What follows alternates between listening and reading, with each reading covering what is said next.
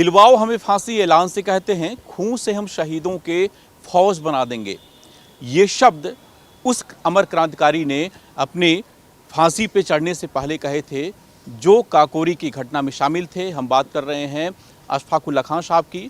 19 दिसंबर साल 1927 को फैजाबाद की जेल में उन्हें फांसी हुई और फांसी के बाद जो फौज तैयार हुई, 20 सालों में ही भारत को पूरी तरह से आज़ाद करा लिया गया। हमारे साथ आज उसी अशफाक उल्ला साहब के प्रपौत्र, जिनका नाम भी अशफाक उल्ला खान साहब हैं, वो मौजूद हैं। सर, जिस तरह से उत्तर प्रदेश में इस समय अमर क्रांतिकारियों के लिए सरकार काम कर रही है, आज़ादी के अमृत महोत्सव मनाए जा रहे हैं, इस समय गोरखपुर में जहाँ पे मौजूद हैं मेला लगाया जा रहा है। जो एक सपना देखा था पंडित राम प्रसाद बिस्मिल ने, कहा भी था कि शहीदों की चिताओं पर लगेंगे हर बरस मेले, वो मेले अब लगने शुरू हुए। क्या कहेंगे इसको लेकर के, क्योंकि आप तो उस परिवार से हैं जिन्होंने अपनी जान इस देश के लिए दी है। आज बहुत ऐतिहासिक दिन है और बहुत ऐतिहासिक सरजमी पर ब्रजेश त्रिपाठी जी के आह्वान पे मैं दावत पे यहाँ हाजिर हुआ हूँ और बहुत खुशी है कि पंडित राम प्रसाद बिस्मिल और अशफाक उल्ला की पूरे देश में एक वो हिंदू मुस्लिम भाईचारे की एकता के साथ बलिदान इस मुल्क पर दिया है।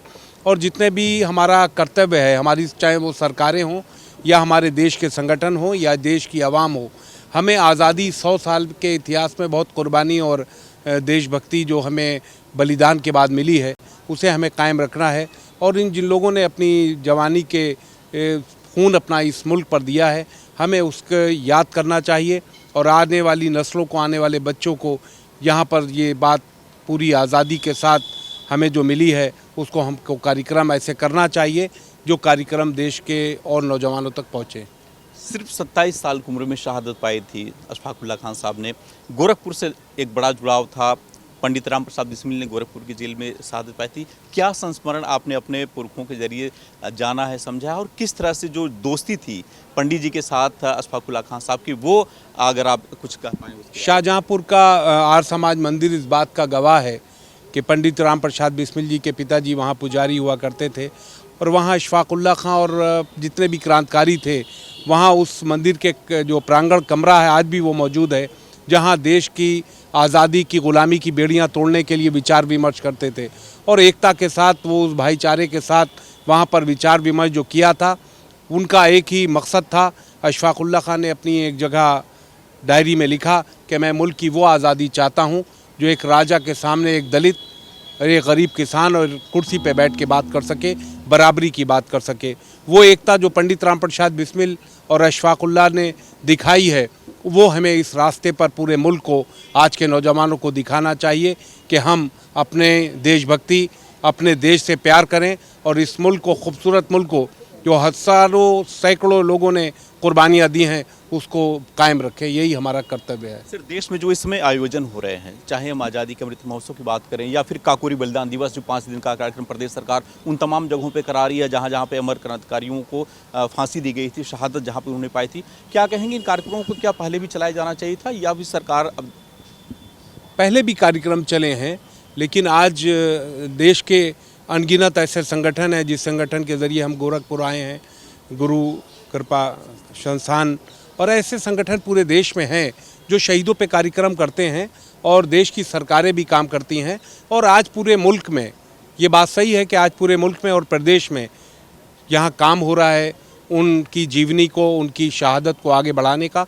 ये बहुत अच्छी बात है। ये हमारा कर्तव्य है कि जिन लोगों ने कुर्बानी दी है उस कुर्बानी को हम याद रखें। और वो कुछ नहीं चाहते थे इस मुल्क के लिए। अशफाक उल्ला ने अपना एक आखिरी, जब उनसे पूछा गया कि आपकी आरज़ू क्या है, तो उन्होंने कहा था, कुछ आरज़ू नहीं है आरज़ू तो ये है, रख दे कोई ज़रा सी खाके वतन कफन में।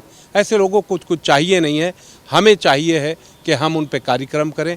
और खुशी की बात है कि आज प्रदेश में और देश में कार्यक्रम हो रहे हैं। ब्रजेश जी, एक सवाल आपसे ये बनता है कि सरकारें जिस तरह से काम कर रही हैं, इतिहास को फिर से एक तरीके से कहें कि बच्चों को नए तरीके से, जो भूला गया इतिहास था, जो भुलाया गया इतिहास था, उसको बताने की एक कोशिश है। अमर जो तमाम क्रांतिकारी थे उनके बारे में खोज कर रही है सरकार। क्या कहेंगे आने वाले समय में आज के जो बच्चे हैं वो कितना इस चीज़ को समझ पाएंगे और अपने जो पूर्वज थे उनके बारे में जान पाएंगे?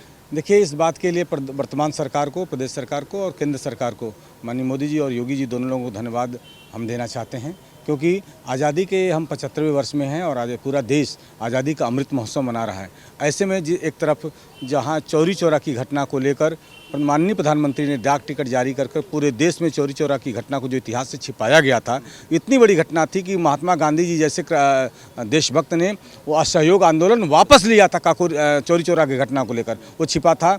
और गोरखपुर में पंडित राम प्रसाद बिस्मिल की शहादत छिपी थी और उन्होंने आज पूरे उत्तर प्रदेश में अशफाक और बिस्मिल और रोशन और लहड़ी, ये 4 जो क्रांतिकारी जिनको फांसी सरकार ने दी थी, ब्रिटानी हुकूमत ने दी थी, केवल इन 4 जिलों की नहीं थे, प्रदेश सरकार ने अमर बलिदानियों की गाथा पूरे प्रदेश में गाई है। इस नाते हम ये मानेंगे कि आज़ादी के 75वां वर्ष आज जो हम लोग मना रहे हैं, ये निश्चित रूप से जो भावी पीढ़ी है जिनको इतिहास हम पढ़ाए नहीं थे वो इतिहास में याद करेंगे।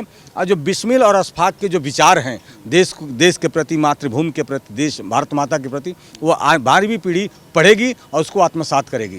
धन्यवाद। तो पंडित राम प्रसाद बिस्मिल और अशफाकुल्लाह खां साहब की जो दोस्ती थी, जो एक मिसाल दी जाती थी उस दोस्ती की, आज उस मिसाल को फिर से लोगों तक पहुंचाने के लिए सरकारें तमाम प्रयास कर रही हैं, चाहे केंद्र सरकार की बात करें या फिर प्रदेश सरकार की बात करें। उत्तर प्रदेश में इस समय काकोरी बलिदान दिवस के नाम से 5 दिन का कार्यक्रम चलाया जा रहा है। मुख्यमंत्री योगी आदित्यनाथ भी कल इस कार्यक्रम के समापन में गोरखपुर में शामिल होंगे और ये निश्चित रूप से जो कार्यक्रम तमाम चलाए जा रहे हैं, शहीदों के तमाम जगह जहाँ जहाँ पे स्थल थे वहाँ पे मेले का जो आयोजन किया जा रहा है, उसके पीछे की सबसे बड़ी वजह यह है कि आने वाली पीढ़ी अपने उन अमर क्रांतिकारियों के वास्तविक जीवन परिचय को जान सके, जिसे उस समय के इतिहासकारों ने छिपाया था, और वो अपने शहीद क्रांतिकारियों को नमन कर सके। वीडियो जर्नलिस्ट प्रदीप साथ दीपक श्रीवास्तव, न्यूज़ 8 गोरखपुर।